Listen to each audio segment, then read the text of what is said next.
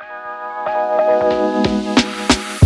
welcome back to another episode of Frontline Realty Podcast, from Firehouse to Open House. My name's Jared Lee, team lead of Frontline Legacy Group Real Estate. Right here we have Kait Johnson from Keller Williams Greater Metropolitan. Wow, what a year it's been. So crazy. It's actually wild to even be sitting here. I know, this Dane did a good job setting this up. So Good. compared to last time. We were talking, Dane and I, about, I think it was a couple of days ago, about how our transition's been from the beginning of 2025 to where we're at now. And the big change in our business has been you guys, hands down. We definitely can't say enough positive things about like all the support and leverage we've had. I mean, our team's exploded since we've come over. What are some things that you've noticed different in our business as we've come over, just from like watching from the outside? Because you've always kind of been a fly on the wall with your significant other is Cheyenne, who's right over there, is our lender from cross country, we'd always call him and kind of voice our concerns with the different places we were at with the different brokerages. And just one day, my wife and I were driving back from New York, and you called me just out of the whim and just, hey, we need to talk. I have an offer for you. And that's kind of just, fast forward, here we are today. Yeah. I mean, it's so hard to identify one thing that's different in the business. I think I'll start with saying that the confidence level of every team member feels higher. Mm-hmm. So when we first met, it was everyone was following you. They trusted you to the T, which they still do. But I've seen a lot more openness and willingness to come to other people. I field phone calls all the time from staff members or realtors on your team. So I think that they realize there's more than just one way to do things, and they're open to getting feedback from more people. So I think the confidence is one. I think the second thing is like productivity, right? Obviously, I think that we make it a little easier for you to get what you want when you want it with no hassle, super efficiently, and then you get to put it into action quicker. I'd say you guys have definitely, like, one of our biggest hurdles was the training aspect, and in development, you guys have taken that off the plate of us and just ran with it, because now they have it at their fingertips. They can go in person, they can go to the archives and watch online trainings or the library also, and it's been extremely helpful. I think one thing, to give you flowers, we're here on your podcast. I mean, one of the coolest things we've experienced so far, at least for me, we host lots of sales meetings, we host lots of trainings in our office. And one of the most successful by far is when we had you come in and be my guest speaker. Last minute fill in. Last minute, but it was the perfect timing, and it was exactly what our agents needed.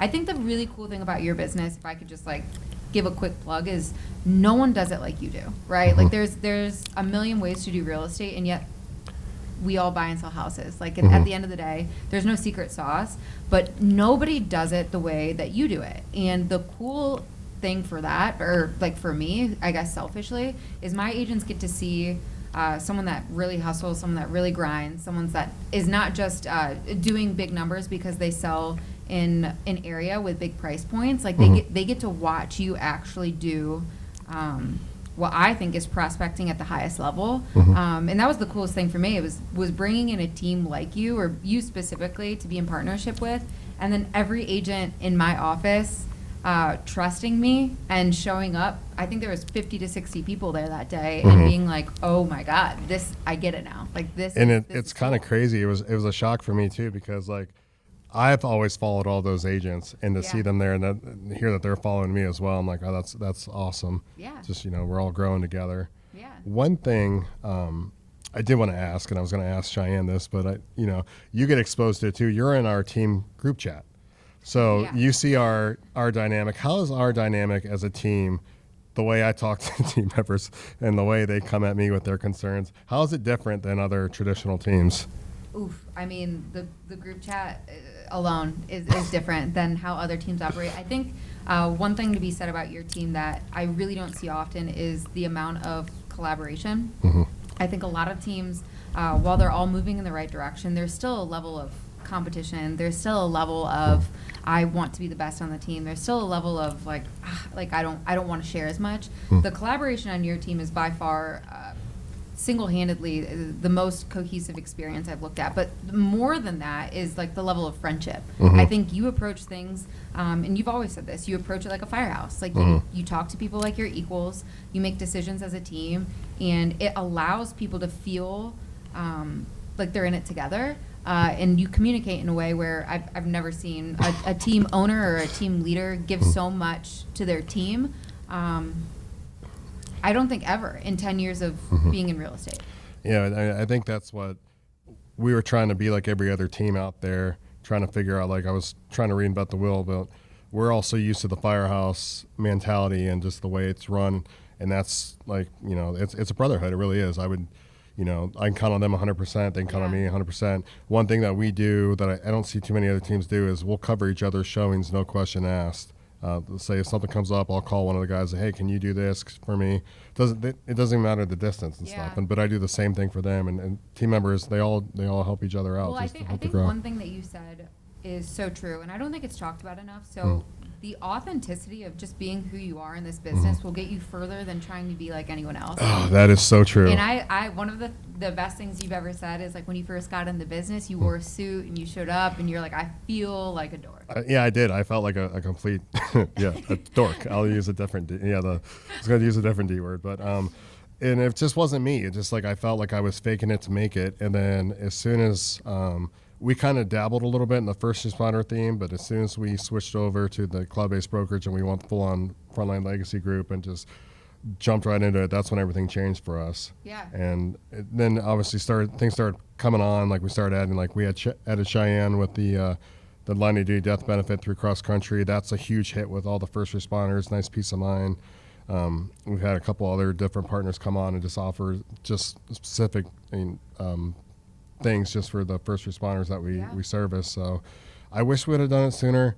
It's definitely made things, I don't want to say a lot easier, but it's more us. Yeah. It's more something we're familiar with. Like I'm not going from one thing, I have to act a certain way, like at the firehouse, to like, being super, I would say we are professional, but it's just an easier transition for us. And I think every single person you talk to in real estate will say, I wish I would have done something sooner, whether that's getting into the business or being Well, you know what the problem was? It was my wife's idea.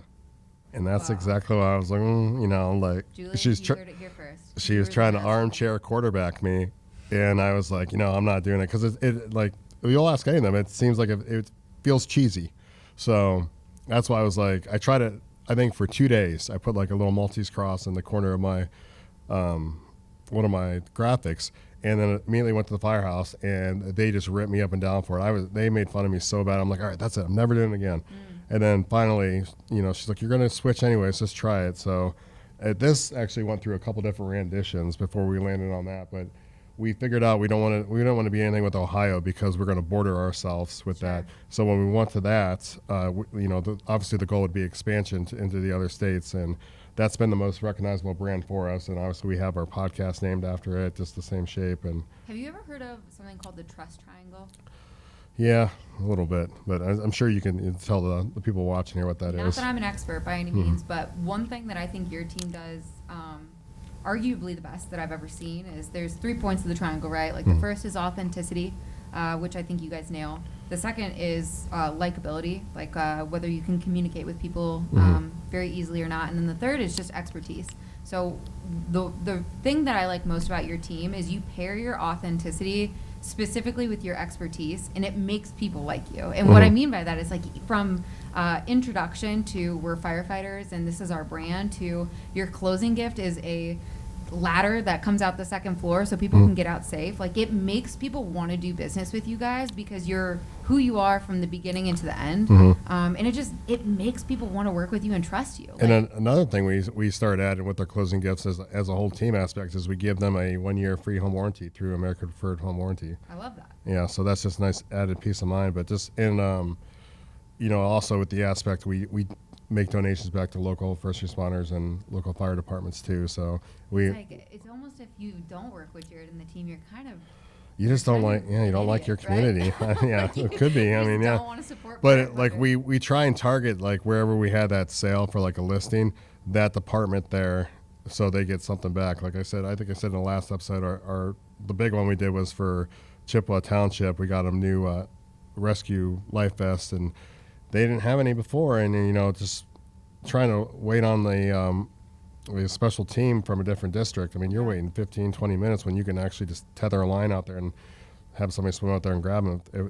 God forbid that would happen. But there's some other departments we want to try and give some big donations to this year. Like another big one is we want to do the bridge program down there in Columbus, which whenever Tim comes on, he'll talk about that because that's been a good experience for him. But it's just been our whole motto is just how do we give back to our community that we're so proud to be a part of, and that's what's kind of changed everything. Which to segue into that, another big thing that we've been able to do because we partnered with you guys is the scholarship program for first responders. That's right. To get their real estate license. Because before you go into it, I'll tell you, it was hard trying to, like, I don't know if people are aware of how much first responders actually make, but it's the same as like a McDonald's employee. Yeah. So actually, sometimes I think McDonald's makes more than us, and to try and have a firefighter like, hey, you got to pay this cost, and and trust me, it's going to work out. A lot of them don't have that extra money. And that was the whole premise of our team, was trying to get them out of working 2 or 3 different part-time jobs after their full-time fire job, because you're a stranger to your kids, your family. Like, Tim used to go from a 24-hour shift to another 24-hour shift and then be home for a day and then go back and do it again. I mean, there's tons of guys out there, but because of the partnership that we have with you, we're able to alleviate that cost for the first responders. And I'll let you talk about that, about the program, what it is. Yeah, I mean, you're so right, by the way. I had no idea that was the reality of so many first responders until we started to work together. So, one, that's just, criminal. But two, the way we can help with that, like you mentioned, is the scholarship to take the courses, which has been amazing, right? So Kaplan has come to Ohio 9 months now, between 6 and 9 months, and we've had so much success with this, primarily because of your referrals. So the basis of the program is you come to Jared and let him know that you want to be a part of his world and be on his team. And because of the relationship Jared has with our brokerage and with me, we can offer them scholarships to take the real estate courses at no cost to them. That's something that our brokerage invests in because of the relationship that we have now. And we have over 100 people in that program where they're taking their real estate classes virtually. And then the brokerage offers a ton of support, whether that's studying for the test virtually or coming in person and understanding the value of Keller Williams, or really just giving guidance. I think the other day we had a situation where there was someone who traditionally would have never been able to get their real estate license because they had a mark on their background check. And because of the relationship with the company and because of the trust that we have with you and with that individual, they easily will be able to fight that and become a realtor in the state of Ohio, which, not that we're employing criminals by any means, and that should have never been a mark to begin with. And we would have never known that without the relationship that you and I have. So it's really cool. It's definitely a big deal. We'll probably have just under 200 people signed up by Q2, and I think 60 of those are from you. So, yeah. I say we're not done yet. So we're about to get. I know we're gonna have 4 in Florida here soon, thanks to Scott with his donation for the tickets. I got to announce the winners of that. Super cool. But it's, like I said, it's as cheesy as it sounds. It's life changing for a first responder. They get the time back. It's time back with their family. The income they can make through real estate is going to be way more than they can in the fire service. And it's a good segue because it's different than what we're used to seeing. So, and all these stress, it is cheap. Our mission as a company, like, not afraid to admit it, to some people feels a little cheesy, but part of that is having a career worth having and a life worth living. And if you can only have one of those things, right? Like, being a firefighter is incredible, but if you don't have the life worth living because of one, you can't make enough money, or two, you have too many part-time jobs, that's where we step in and we can really help. Yeah, and I'll tell you, it's hard. Like last night, I had multiple calls to the same resident. I was leaving it at that, but bless. I hope you figure it out. But like, coming home and I'm sleeping until like 12 o'clock, and then I wake up, my wife and son are gone because she's getting her hair done, and I had to go do some other errands. I'm here, so I haven't even seen them yet since I got off shifts this morning at 7:30. So that's kind of like, and a lot of people that work as first responders, they're super busy departments where majority of their calls are at night, so they're up all night and they have that day to recover. So it's just nice to where they can not have to work that B job, come home and just do this, because like, we work from home. We'll use the office here or up at the KW if we need to, but it's just nice having something different to where we can be at home and still being able to be profitable for 100%. our team. So, well, I think just in the sport of trying to keep these episodes shorter, because I mean, you and I could talk forever. We're just going to wrap it up here, but thanks everybody for watching. We're going to go ahead and stop it here, and we'll start rolling on the next episode. So, Kait, thank you so much for coming down here. Thanks Always for a pleasure. having me. It's nice being terrifying, by the way. I'm scared too, but Yeah, it's nice to actually talk to you in person instead of over the phone and stuff. I know. And Agree. so, but Cool. yeah, we'll have to have you on again. Yeah, I'd love to. All right, thanks. Thank you. Okay, do I just get up now? I'm getting a couple clips out of you first. So there's the podcast that we're going to break down into clips and the shorts, and Cool. then when we get certain guests, we can actually get you guys certain questions that we're just going to roll into shorts on like Instagram, TikTok, and Facebook and stuff. Cool. So with you having your experience with a bunch of teams and new agents coming on, for agents' first year, because we're about to onboard a lot of people, would be some great tips for them to build their business. Awesome. So biggest tip, getting your real estate license is just plugging in. And whether that's to your brokerage, coming to training and coaching, or telling your team leader, Jared, the goals, the profit that you want to make, it's really important to play all in. So the number one thing that we see is people get their license and then they're too scared or they don't know what to do. So joining a team that can support you and be there for you, and then just playing all in and not being afraid to do the work. Yeah, because I'd say we did the hard work for you. We learned what didn't work, and that's where we're at now. So we have a lot of systems already I in can say place. the same thing. We did Oh, all it was the hard work as a broker. it was so bad. So yeah. But man, I don't wish that upon anybody. So that's why we have. What are we up to? 46 now. SOGs. 47. Oh, we have 68. 68. Yeah, we have 68. Okay, I sent Dane 46 SOGs. He added on to it, so now we're at 68 SOGs covering everything that could possibly happen. I mean, we made it just like, every time something happens at the firehouse, a new operating guide comes out, but it covers everything. So Yeah. I'm excited to see the other ones that I haven't viewed yet. But Love it. hey, There's a lot. yeah, sometimes you have to do that. Kate, what are some of the top 3 best business practices for agents? Number one is do the right thing. Be a good person and do the right thing. That's at the end of the day. None of it matters if you can't lay your hat on that. The second is play nice in the sandbox. Yeah, So that's a when big you're one. communicating with other agents, when you're communicating with clients, with your lender, your title people, play nice in the sandbox. And the third is actually care. It's kind of easy to say you care, but if you don't like people and you don't like building relationships, this is just not the industry for you.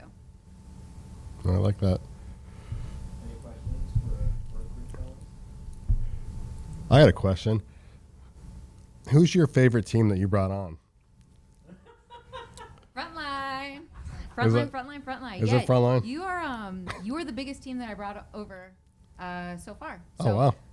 Honorary mention, of course, but I do think that we have a really cool relationship. How we met, it's really special to me to also have relationships that work with my partner. So I think we have a really cool thing going. So I'm excited because I think like with the potential of growth of this, like with our theme and everything in our niche, it's like we needed to be with you guys. That was made apparent the first month after we joined. So you took as much risk on us as we took on coming to you guys, Yeah. and I wouldn't change anything. So What's really funny about that, just want to capitalize on that for a moment, and almost every appointment that I have, I always say I'm a big show, don't tell person. So you could take my word for it. I could say I'm going to change your life. I can make you a lot of money.